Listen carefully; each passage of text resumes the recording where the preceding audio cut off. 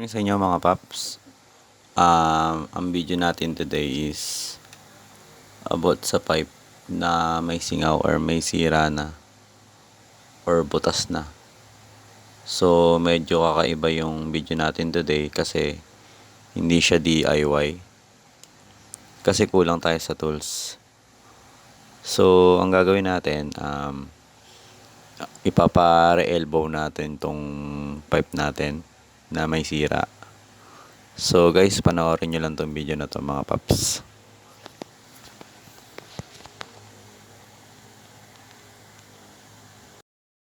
So ayun mga paps, tinry ko siya ayusin. Kaya lang sobrang nipis na talaga nung bakal niya, puro kalawang na. So mas lumaki yung butas niya. So ang gagawin na lang natin is maghahanap tayo ng papagawaan ng pipe. So ayun mga paps, nakita tayo ng pagawaan ng pipe. Gumagawa sila ng pipe na butas or nagre-elbow sila. So ito, marami silang mga pipe na gawa. So tara, pagawa natin mga paps. So ayun mga paps, ang pangalan nga pala ng shop nila is LMC muffler. So ayun mga paps, tinatanggal na ni kuya yung muffler natin. So susukatin niya yan para mapalitan yung sirang parts ng muffler natin.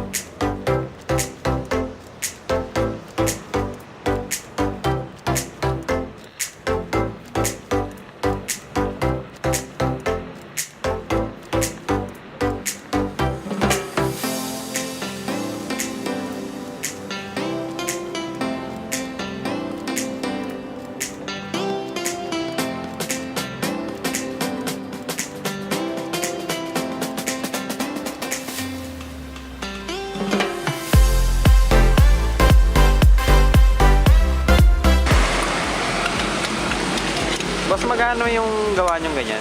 Alin? Yan, paggawa ng ganyan. Yung elbow. 60. Eh, yung ano, yung isang buong ganun, magkano yun? Ay, pupunta mo ito? Oo. Pupunta mo siya?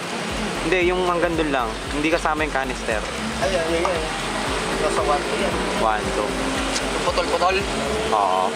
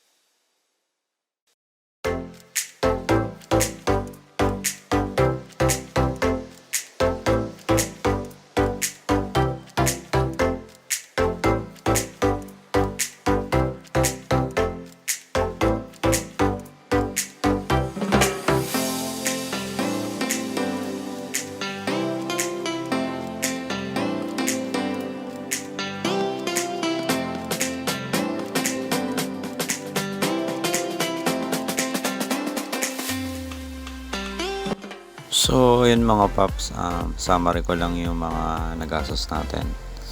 So, yung pinalitan sa akin yung elbow lang. So, nagkakalaga siya ng 650. Kung magpapagawa naman kayo ng isang buo, nagkakalaga siya ng 1,200. So, hindi lang muffler yung ginagawa nila. Gumagawa din sila ng bracket para sa mga GB box. So, ang nagkakahalaga nun, mga umaabot ata 2.4 to 2.5 yung bracket lang. Stainless bracket. So, ayun mga paps. Ang location pala ng shop nila, sa unahan ng may kawayan, along MacArthur Highway. So, sa merong mga sirang tambucho or mga may papagawa kayong sirang mga pipe, bisita lang kayo dito sa shop nila. So, yun mga paps, maraming salamat sa panonood nyo.